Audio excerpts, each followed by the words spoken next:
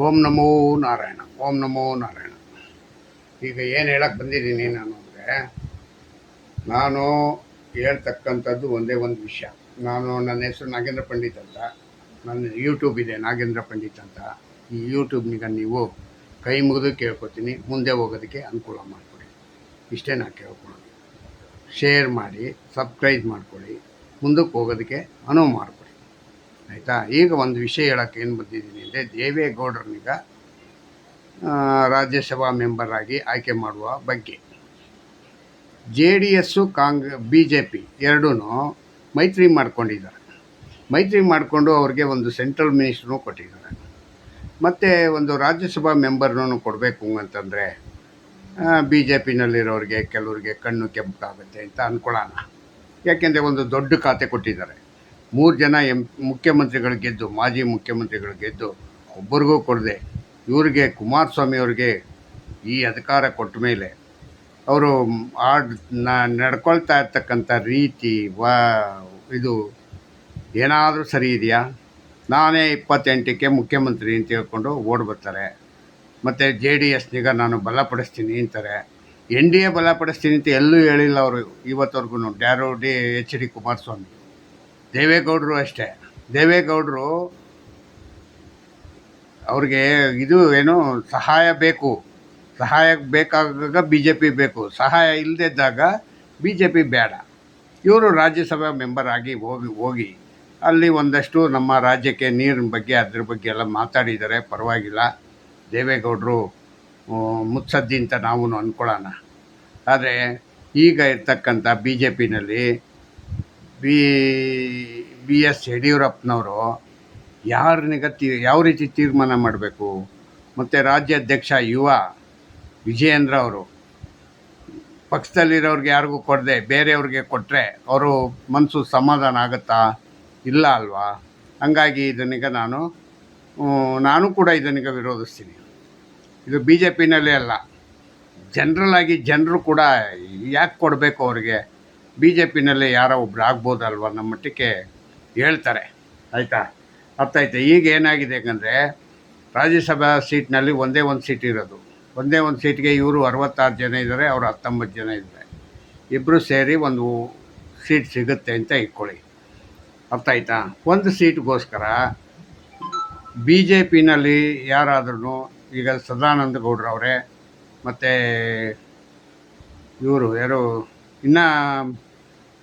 ಇನ್ನೂ ಇದ್ದಾರೆ, ಯಾರು BJPನಲ್ಲಿ ಬೇಜಾನ್ ಜನ ಇದ್ದಾರೆ ಇನ್ನು ಸೋತಿರೋದು, ಇದನ್ನೀಗ ಮತ್ತು ಟಿಕೆಟ್ ಕೊಡದಿದ್ದಾರೆ ಅವರು. ಇನ್ನು ರಾಜ್ಯಸಭೆಗೆ MP ಗೆ ಟಿಕೆಟ್ ಕೊಡದೇ ಇರ್ತಕ್ಕಂಥವ್ರು ಇನ್ನೂ ಬೇಕಾದಷ್ಟು ಜನ ಇದ್ದಾರೆ, ಅರ್ಥ ಆಯ್ತಾ?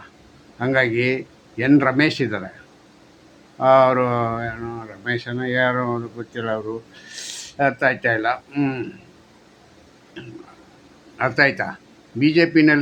BJPನಲ್ಲಿ ಈ ರಾಜ್ಯಸಭಾ ಮೆಂಬರ್ಗೆ ಅವರಲ್ಲೇ ಇರ್ತಕ್ಕಂಥವ್ರನ್ನ ಒಬ್ಬರನ್ನೀಗ ಮಾಡಿದ್ರೆ ಸ್ವಲ್ಪ ಬಲ ಸಿಗುತ್ತೆ, ಮತ್ತು BJPಗೂ ಒಬ್ಬ ಕಾರ್ಯಕರ್ತನ ಕಮ್ಮಿ ಆಗುತ್ತೆ ಅಂತ ಅನ್ಕೋಬೋದು. ಕಾರ್ಯಕರ್ತನ ಕಮ್ಮಿ ಮಾಡಬೇಕು, ಯಾಕೆಂದರೆ ಸೋತವರು, ಟಿಕೆಟ್ ಸಿಗದಿದ್ದವರು ಬೇಕಾದಷ್ಟು ಜನ ಇದ್ದಾರೆ. ಅವ್ರಿಗೆಲ್ಲರಿಗೂ ಏನಾದರೂ ಒಂದು ಆದ್ಯತೆ ಕೊಡಬೇಕಲ್ಲ. ಇವರು ನಮ್ಮ ಸೆಂಟ್ರಲ್ ಮಿನಿಸ್ಟ್ರುಗಳು, ಸೆಂಟ್ರಲ್ ಮಂತ್ರಿಗಳೆಲ್ಲ ಯಾವುದು ಇದಕ್ಕೆ ಏನು ರಾಜ್ಯಪಾಲರು ಇದು ಎಲ್ಲ ಬೇರೆ ಬೇರೆ ರಾಜ್ಯದವರೇ ಆಗ್ತಾಯಿದ್ದಾರೆ. ನಮ್ಮ ರಾಜ್ಯದಿಂದ ಒಬ್ಬರನ್ನೂ ತಗೊಳ್ಳಿಲ್ಲ ಇವತ್ತವರೆಗೂ. ಎಷ್ಟು ವರ್ಷ ಆಯಿತು? 11 ವರ್ಷ ಆಯಿತು. 11 ವರ್ಷ ಆಗಿ ನಮ್ಮ ರಾಜ್ಯದವ್ರನ್ನ ಯಾರನ್ನೂ ಒಬ್ಬರನ್ನೂ ರಾಜ್ಯಪಾಲರು ಮಾಡಲಿಲ್ಲ ಅಂದರೆ, ಮತ್ತು ರಾಜ್ಯಸಭಾ ಮೆಂಬರ್ ಮಾಡಲಿಲ್ಲ ಹಂಗಂದರೆ, ಬರೀ ಬೇರೆ ಬೇರೆಯವ್ರಿಗೆ ಮಾಡ್ಕೊಂಡು ಹೋದರೆ ಮತ್ತು ಇವ್ರ ಕತೆ ಏನು? ವಸತಿ ಏನೋ ನಮ್ಮ ಧರ್ಮಸ್ಥಳದ ಮಂಜುನಾಥ್ ಹೆಗ್ಡೆ ಅವ್ರು ಮಾಡಿದ್ರು, ಸುಮ್ಮನೆ ಆದರು. ಮತ್ತು ಇವ್ರನ್ನ ಯಾರೋ ಸುಧಾಮೂರ್ತಿ ಅವ್ರು ಮಾಡಿದ್ರು, ಸುಮ್ಮನೆ ಆಗಿದ್ದಾರೆ.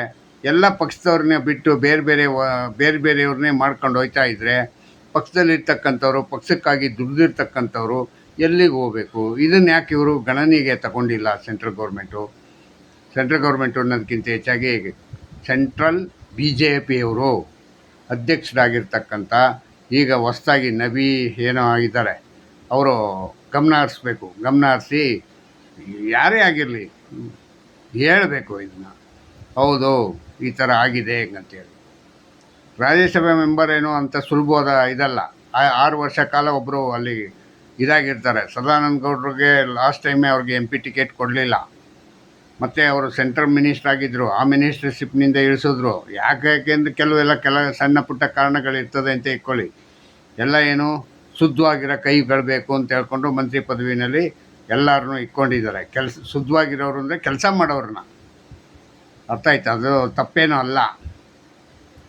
ಎರಡೂ ಶುದ್ಧವಾಗಿರೋದು ಅಂತಂದರೆ ಎರಡೂ ಶುದ್ಧ ಇರಬೇಕು. ಕೈ ಬಾಯಿ ಎರಡೂ ಶುದ್ಧ ಇರೋರನ್ನೇ ಮಂತ್ರಿಗಳು ಮಾಡಿದ್ದಾರೆ ಹೆಂಗಂತ ನಮ್ಮ ಹಂಚಿಕೆ. ಯಾಕೆಂದರೆ ಇವತ್ತವರೆಗೂ ಯಾವ ಮಂತ್ರಿ ಮೇಲೂ ಯಾರು ಕೈ ತೋರಿಸೋ ಮಟ್ಟಕ್ಕೆ ಕಳಂಕ ತಂದಿಲ್ಲ. ಅದರಿಂದ BJP ಸರ್ಕಾರ ತುಂಬ ಲವಲವಿಕೆಯಿಂದ ಇದೆ ಹೆಂಗಂತ ನಾನು ಅಂದ್ಕೋತೀನಿ. ಮತ್ತು ಆಯ್ಕೆಯೂ ಕೂಡ ತುಂಬ ಚೆನ್ನಾಗಿದೆ. ಆಯ್ಕೆಯಲ್ಲಿ ಮಂತ್ರಿಗಳು ಮಾಡಿರ್ತಕ್ಕಂಥದ್ದು ಮತ್ತು ಇವರು ಯಾರೋ MP ಗಳು ಮಾಡಿರ್ತಕ್ಕಂಥದ್ದು. ಆದರೆ ನಮ್ಮ ಇವ್ರಿಗೆ ಕೊಡಲಿಲ್ಲ. ಯಾರಿಗೆ?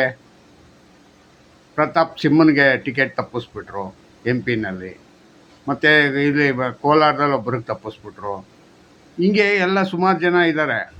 ಯಾಕೆ ನಮ್ಮಲ್ಲೇ ಯಾರಿಗೆ BJP ನಮ್ಮಲ್ಲೇ ಅಂದರೆ ನಂದೇನೂ ಅಲ್ಲ ಪಕ್ಷ, BJPನಲ್ಲೇ ಯಾಕೆ ಕೊಡಬಾರ್ದು ಅಂತ ಕೇಳ್ತಾ ಇದ್ದೀನಿ ಅಷ್ಟೇ. BJPನಲ್ಲೇ ಒಬ್ಬರಿಗೆ ಯಾರಿಗಾದರೂ ಒಬ್ಬರಿಗೆ ಕೊಟ್ಟರೆ ಪಕ್ಷದ ಕಾರ್ಯಕರ್ತರಿಗೆ ಒಬ್ಬರು ಕಮ್ಮಿ ಆಗ್ತಾರೆ.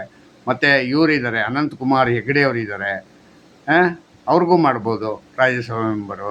ಯಾಕೆ ಆಗಬಾರ್ದು? ಅವ್ರಿಗೆ MP ಟಿಕೆಟ್ ತಪ್ಪಿಸಿದ್ದೀರಾ, ಯಾಕೆ ಕೊಡಬಾರ್ದು ಅವ್ರಿಗೆ?